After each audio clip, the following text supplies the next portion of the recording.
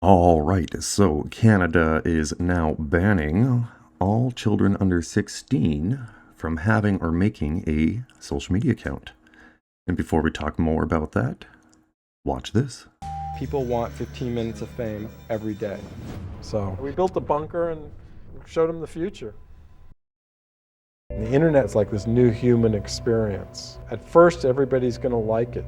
But one day we're all going to wake up and realize that we're just servants. It's captured us. Everything is free except the video that we capture of you. That we own. And he said, I want to put 32 cameras in the loft, wire to the internet, and I want us to be the first couple to live in public. Get porn stars and have sex all over the house in public. Cameras were everywhere. People ate it up. The lions and tigers were kings of the jungle. And then one day they wound up in zoos. I suspect we're in the same... Hey everybody, this video took me a lot of work to make, research, and do everything for, so if you like it, please give me a like and a subscribe and a comment down below. Thanks, bye. Okie dokie there. So in the news today, a federal plan to ban social media for children under 16 is receiving support from child advocates concerned about online harms, while some Albertan teenagers and parents question whether restrictions are preferable to education and parental supervision. So, restrictions are only mandatory because education and parental supervision has already failed. If you watch part 1, I was taking information from the 80s and 90s. You gotta realize this is so far gone that this is now what is needed. Basically, you gotta think about it like this. We didn't need seatbelts until we needed cars. And we only got seatbelts really enforced once we started holding the parents and the people who were driving accountable for, well, not having people put on seatbelts, especially children. So, the federal government is expected to introduce legislation Wednesday, which is today, that would create a new digital safety framework aimed at protecting children online. The proposed law is expected to include restrictions on social media access for children under 16, while also establishing broader requirements for technology companies to reduce harmful content and improve online safety. So for anyone who doesn't know, there already is general laws and regulations in place that any child under 16, any child under 13, I'm looking at the number 16, so I said it, that any child under 13 should not be making accounts in online. So really, especially if you're in the United States, if your child is making these accounts, you're already having issues. But this is Canada, so really we're just kind of following suit and making some laws. So, Prime Minister Mark Carney signaled the government's intentions last week. With respect to AI specifically, the government will be taking steps to protect people's data, their privacy, and their children. So that is the focus of this government, he said. The legislation follows growing concerns around Canada and internationally about the impact of social media and digital platforms on young people, including cyberbullying, online exploitation, harmful content, and privacy concerns. So, with respect to AI specifically, you can easily just toss the Tumblr Ridge incident under the bus if you want to toss that under the bus, and that's, in my opinion, the parent could have solved that by raising a child that didn't feel the need to find those solutions through AI. But hey, that would be the education, telling the parents how to raise their kids, pretty much. So the legislation follows growing concern, internationally about cyberbullying. So I'm going to tell you the easiest way to stop cyberbullying is to not have your children be online. All right, so future me here, I just wanted to take a second and show you the kind of stuff we used to make about bullying in general. And now this is before cyberbullying. You're about to see some old school ancient text. Stupid! You're such a loser. Come on, Four Eyes, give me your lunch money now. Give it to me before I smack you. You know what? You're the dumbest kid in the whole school. No wonder nobody likes you. I'm gonna beat the snot out of you. Yeah, come on, bring it. Come on, let's go. Are you afraid of me, eh? I'll take all you guys on. Let's go. Bullies just want to show off. But if everyone just walked away, imagine how silly bullies would look. Walk away. Tell someone. Because bullies aren't bigger than all of us. Plain and simple, just stop giving them Instagram, stop giving them Snapchat, stop being like, oh, it's so convenient. Like, the excuse of it's more convenient and you like it is not a good one. So, child advocates called the legislation long overdue. Among the strongest supporters of the proposed legislation is Sarah Austin, founder and CEO of Children First Canada. This is a huge victory for Canada's 8 million children, Austin said. We have been advocating for years for online safety legislation to protect kids in the digital world. It has been more than 1,700 days, 4 years in the life of a child since the Liberal government pledged to do this. It is long overdue. And yet, especially when it comes to youth, like really young children as well on tablets and learning from tablets, like not many people think about things called serve and return when it comes to like child development and things like that. And really, when all your child sees is you on their phone, is you on your phone, or they're just on their tablet, there's a large disconnect, and you're actually harming the development of your child from you even being on the phone all the time.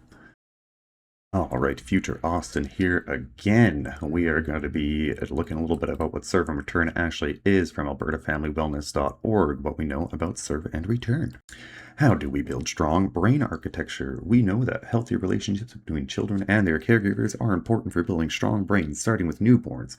A responsive child-caregiver bond builds a strong foundation for development through serve and return interactions. Serve and return works like a game of tennis or volleyball between a child and caregiver. The child serves by reaching out for interaction with eye contact, facial expressions, gestures, blabbling, or touch. A responsive caregiver will return the serve by speaking back, playing peekaboo, or sharing a toy or a laugh. If you notice, right now we are talking about very young children. These back and forth exchanges are the building blocks of a child's early brain development. They help children learn how to control their emotions, cope with stress, and learn skills that will serve as a foundation for later development. A caregiver who is sensitive and responsive to a young child's signals provides an environment rich in serve and return experiences. So, when the serve happens and there is no return due to the parent being on their phone, that's a problem. When children are deprived of the serve and return game, what happens when a child serves and no one steps up to return the ball? Over time, failing to respond when a child reaches out will weaken brain architecture and impair the development of skills and abilities, behavior, and health. Research shows that an effective way to prevent this kind of neglect is to provide more supports to families and communities. Learn more about overcoming neglect by reading about toxic stress. Now, supporting families and communities is important. How to do that is important. And pretty much when it comes to education, this, that, and the other thing, not everybody is necessarily going to like what that looks like if they're not able, well, since they haven't been able to get this under wraps with their children. It's kind of like, it's not a scary thing, but yeah, it is something that needs to happen. So most of us spend a growing portion of our day looking at screens, be they computer monitors, televisions, tablets, or smartphones. These devices are also attractive to children as they offer entertainment and in some cases a degree of interaction. However, devices also have the potential to interfere with serve and return interactions. A caregiver who is interacting with a smartphone may miss a child's cues or serves. Over time, the missed opportunities for a child's adult interaction can add up and have a negative impact on brain development. Similarly, children who spend time on devices may serve less frequency, which also limits the number of child-adult interactions they experience during crucial periods of development. Technology is here to stay, so it is important to consider its use within the broader context of daily experiences that are important for healthy brain development. Children need adequate sleep opportunities to play with the caregivers and peers, time for family meals activity, time for homework if they are in school, and most importantly, time for lots of rich serve and return interactions throughout their day. If there is time left in the day, once these needs are met, devices can be used with caregiver supervision that is appropriate for development, age, and stage of the child. Remember, these devices are educational for better or for worse. They can help teach literacy skills just as easily as they can help teach attitudes and beliefs about ourselves, others, and the world around us. This means that any media content a child is exposed to needs to be appropriate for both the child and for its intended use. Very true. So Austin said children face a wide range of digital risks from birth all the way to their teen years. We've seen a huge escalation in cases of cyberbullying. As many as 1 in 4 kids experience cyberbullying within the past year. Sextortion rates have risen rapidly, particularly for boys. Yeah, so, and you got to think about this. This is children taking sexually explicit images of themselves and distributing it on the internet and through text message. So, this only happens because your child is physically making child pornographic imagery. That is a whole nother nest egg in itself, but yet another reason why your children should not have access to these devices. All in all, the online world is not a world designed for children. Some people picture it almost like you're just kind of letting your kid play at the local park where you could just peek out your window and see them, but no, it's more like just driving them to a different town in a different country, dropping them off and driving away.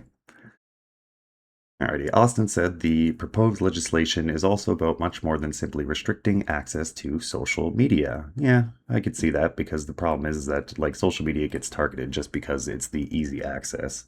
It creates an obligation on tech companies to prevent harm in the first place and to have a duty of care to prevent the things that we know harm our kids, she said. Which is really interesting to me because, yeah, the tech companies do play a part. And if you look at companies like Discord and I think even Meta, I just know for sure Discord is doing this.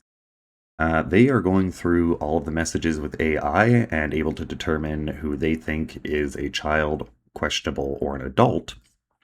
And basically, they put restrictions on you based on if they think that you're a child. So they're already sorting out and doing much more, and I think that is a good thing. But parents need to also start being held accountable for raising their children, keeping them off their devices, and doing what's right, regardless of the fact that your children are going to do the whole, like, but Susie has it, but Jared has it, all that kind of stuff, because blah, blah, blah, blah, blah. Alrighty, Austin pointed to concerns surrounding artificial intelligence, saying stronger oversight is needed as Great, I'm so proficient in English, I promise. Saying stronger oversight is needed as AI tools become increasingly common among young people. Yeah, basically AI tools are thinking for them, and it's questionable either way if that's a bad thing or just the next stage in evolution. Because if the AI is able to do all the thinking for us and we're able to process information and go through it at a faster rate, is that a bad thing? It doesn't cause bad things? Who knows? I don't think there's enough information at that point. We've seen a real emergence of AI within the classrooms for school-aged children without any protection for their digital privacy, let alone the harms that can escalate so quickly. Okay, so school-aged children, young children, if we're talking specifically school-aged and young children, when they're supposed to be learning, building like cognitive frameworks, learning the problem solving, all of that kind of stuff, that is very important. Last comment, I was more thinking about older kids and Alberta government monitoring developments. The Alberta government has stopped short of endorsing a ban, saying it is continuing to watch developments in Canada and elsewhere. So Alberta's government is aware there are jurisdictions implementing or considering limiting or banning social media for children. We continue to monitor and review developments, said a statement from the Office of Technology and Innovations Minister Nate Bobish. However, we believe the government policy should focus on empowering parents and ensuring they have the tools they need to protect their children, including measures that give parents greater control over what their children can access online. So the Alberta government themselves seems to want to empower parents more. I'm in the opinion that the parents have already failed, because if you want to really empower and educate children how to control this, you pretty much need to give them like an IT degree. Because you need to teach them how to go into routers, you need to teach them how to block sites, you need to do all this, either that or you have to have the ISPs, the internet service providers, do it, and then all of that's going to mean is that you're going to be charged more for your internet. Alrighty, the Alberta NDP expresses support for measures aimed at protecting young people online. Of course, all youth deserve to be protected in digital spaces, and there is a growing evidence and concern about the harm young people are facing online, says Nathan P. Party's a shadow minister for technology and innovation. Yeah, honestly, it's just... Should kids smoke cigarettes? Should kids drink? And should kids gamble? No. They also shouldn't be online. Like once you're 16, 17, should kids be on the road driving cars? No. Once they hit a certain age, they're trusted with learning that responsibility, but not before. Parent supports restrictions. Some Albertan parents say stronger action is needed. Calgary parent Corny Coulter says she supports the proposed ban and believes many children would benefit from spending less time online. I think it's a great thing, he said. I think kids get really brainwashed by a lot of false stuff that's online. Coulter said children would be better served by spending more time outdoors and engaging in face-to-face activities. I think training kids to be more self-sufficient is really where life comes from, he said. Honestly, yes, self-sufficient, not dependency on technology to problem solve is very important, and you get that through actual interaction. Alan Watts said, "A person who thinks all the time has nothing to think about except thoughts. So he loses touch with reality and lives in a world of illusions. By thoughts, I mean specifically chatter in the skull, perpetual and compulsive repetition of words, of reckoning and calculating. I'm not saying that thinking is bad. Like everything else, it's useful in moderation, a good servant but a bad master.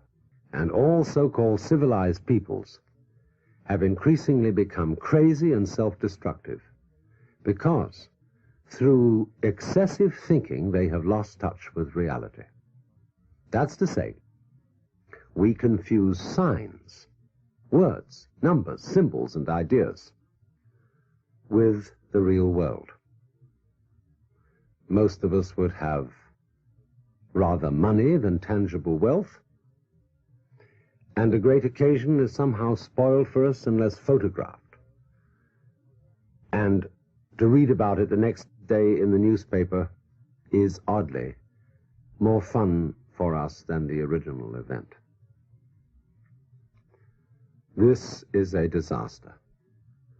For as a result of confusing the real world of nature with mere signs, such as bank balances and contracts, we are destroying nature. We are so tied up in our minds that we've lost our senses. Time to wake up. Now, if we take what Alan Watts is saying there and apply it to the developing mind and things like servant return that we were speaking about earlier, we can definitely see how these devices cause a problem by trapping children in a loop of self-absorption and thoughts. Anyway, back to the video.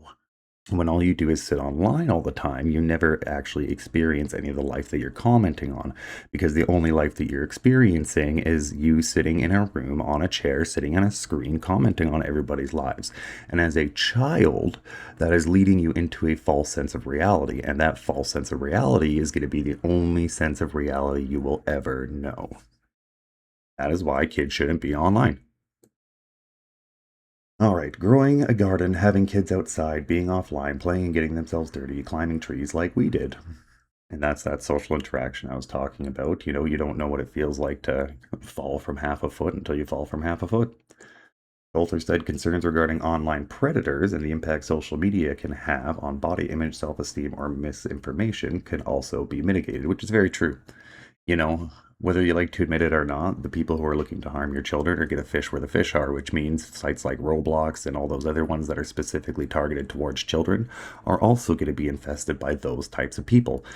Alrighty, especially with AI. I mean, it's a helpful platform, but I feel like it's going to be more of a dangerous platform as well, because instead of a kid using his brain, you can just ask AI, and a lot of things it spits out now and then are inaccurate, which is also very true. If you don't understand and have the critical thinking skills to be able to double check the information, then you're just going to believe whatever it says. Students divided on the proposed ban. Honestly, who cares? This is like telling a gambler to that they're getting rid of gambling. You know, all casinos are shut down. Sorry, it's all gone. They're going to be, some of them are going to be like, oh yeah, good, you know, stop the people from actually being a problem, and then there's going to be people who want it. You're literally talking about addiction. So, Calgary High School students interviewed Tuesday were split on the idea of a social media ban, with some supporting tighter restrictions, while others said education and parental oversight would be more effective. As I said, if the education's already been out there, the parental oversight's already been out there. As somebody who has worked with high-risk youth before I moved on to education as an education assistant, I know that your teachers are telling them. I know that the education people are telling them. There are people who have been telling them. There are people who have offered education and information about this, but you know what? You can lead a horse to water, but you can't force it to drink. And I'm sorry, that's just the way it is. Some students said social media is important for maintaining friendships and connections. You know what? That's only because you never knew how to do it without social media. And that leads into the last person's comment, where you need to go out and make these connections and learn how to have all of this stuff so that you can make these friendships and connections without social media. Because if the only way is through a device, then you're only making connections through a device. I don't fully support it, said 16-year-old grade 11 student, whoever. And I mean, you're 16 and in grade 11. This doesn't even apply to you, but I have recently moved to Calgary because I used to live in Lethbridge, and social media is how I stayed in contact with my friends. And you know what? For that purpose, that's okay. But you know what? At 16, they kind of have that. And you know, if they want to have conversations about parental restrictions on 14-year-olds and that almost being like a learner's license, like for a vehicle, those are all conversations that can be had. But it's gotten so bad over the last 20, 30 years that now we need these hardcore restrictions before we can even begin to start thinking about dialing it back. Adelman said she understands concern about the harmful content, but believes responsibility should sit with the parents. And that's very true. That's actually something that I agree with, because I'm one who says, like, the ISPs and everything already have IP addresses, MAC addresses, all that kind of stuff. They already have the companies doing the AI to read the messages and do all of that stuff to determine who's a child. And if they're doing all of that, then it should be the parents who have to take responsibility and accountability for their children. I do believe in fines for parents who are not willing to take accountability and responsibility for their children, because when they don't, the entirety of society has to, and that is not fair to anybody.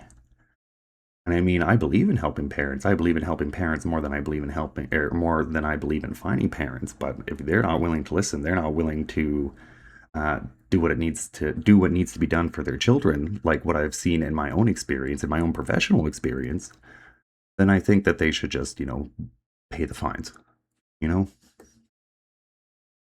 Pay the fines so that there's enough funding so that society can take care of the children that they refuse to.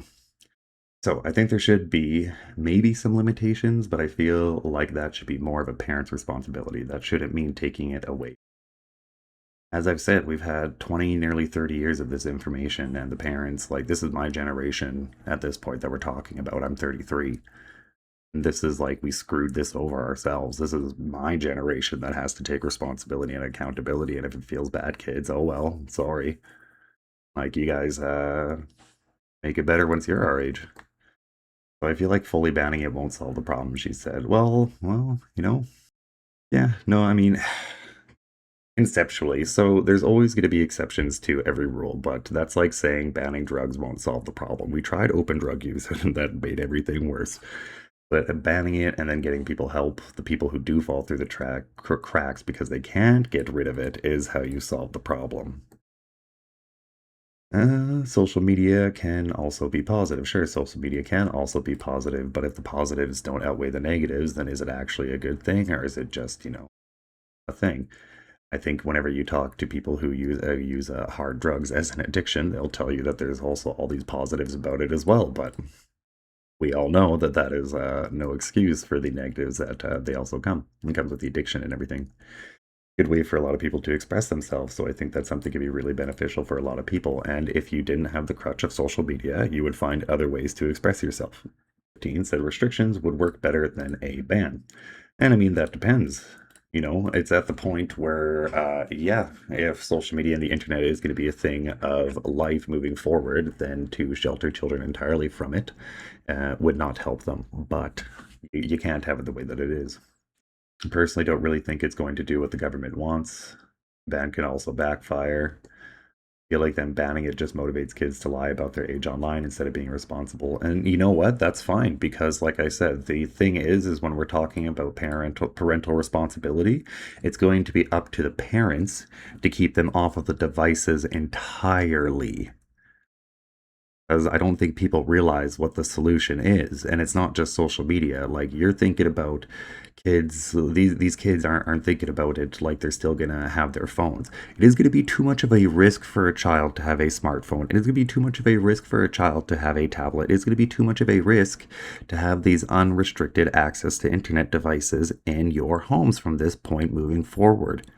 And that is because parents have already not been responsible in monitoring or watching their child. And they've used the things like, oh, well, kids are just going to lie about it online anyway, so what's the point? And believe me, I've heard all of these excuses and all of these reasons. Because why do I say they're excuses? Because these are excuses the parents give me to not try. So Robert said communication at home is key, which is great. This all is great in theory. However, in practice, other students, however, did support stronger limits, pointing out concerns about mental health and inappropriate content. Grade 10 student Addison Lee said the exposure to harmful material is a concern. I think it is a responsible sort of measure being taken. A lot of children are exposed to certain inappropriate things online.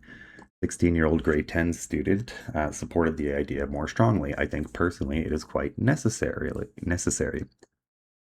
I personally have seen super inappropriate images or even videos on Facebook, and that's right, because you know what?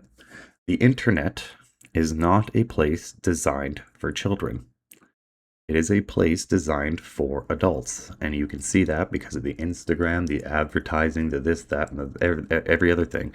If it was a place designed for children, it would look like a place designed for children. You would never come across any of that stuff. And if we're going to make it a place designed to have your children on there unrestricted, then that means that everybody is going to have harsher restrictions than even this. There will be no more internet because it'll become a curated playground that just children can be at. And you know what? I'm not saying that to watch weird stuff or anything like that. It's just the restrictions would be even worse if you make it for children instead of just letting children not be on it and live a normal life away from it. Like I said, you got to think about the internet more like gambling. So Goose said social media can negatively affect mental health. I think that's been proven time and time again. Anxiety was somewhat raised because of how I view others, how I view the life that I was living. Exactly. As I was saying earlier, even with Alan Watts, a guy who is famous in the 60s, talking about how if you just sit there thinking about things, never experiencing, this is what you get. You get anxiety, you get worry, you get depression because of what you think, how I view the life that I was living. You see? Get them off of it. More offline interaction would help. We should have more organic interaction with people, and we should have more focus on face-to-face conversations. 17-year-old grade 12 student also said enforcement would be difficult, but the idea still has merit. I think it's a smart idea, but I also think it ultimately comes down to the parenting and them having the controls rather than a ban itself. And that's why I say the solution is making sure that the parents are the ones receiving the fines. Because there is no reason that the parents are providing these devices and this access to their children in the first place.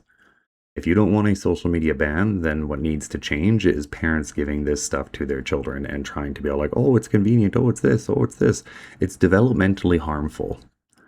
You are causing them issues. You are causing them so many issues that it is insane. Right from the get-go. Conservatives waiting to review legislation. Federal conservatives say they support protecting children but want to see legislation before taking a firm position. Frank Caputo, conservative MP for Kamloops, Thompson, Nicola, and the party's shadow minister for public safety, said he intends to reserve judgment until details are released. As a father of 2 teenage children, this is important. We want to keep children safe. However, Caputo said questions remains about the scope of the legislation. Let's see what the legislation says. I haven't even read the legislation yet. He said, okay, bro, what are you doing making comments when you, the member, the MP for Kamloops, all of this, haven't even read the legislation? That is not a good look. That to me says that somebody is not taking some things priority, You say as a father of 2 teenagers, it's very important, and then you haven't even read it. And I think if it was important, it would be one of the first things you read right away as soon as you heard about it. So that's just my opinion, though. Caputo said that conservatives will closely examine whether the legislation goes beyond its stated objectives. For Austin, however, the legislation represents a major turning point in how governments address children's safety online. I refuse to live in a country where every day our children are getting sick, injured, and dying because of social media and other digital harms. Those days are over, and it is time for real change for our children. Oh, wow. Long article. Export calls for the education-focused approach.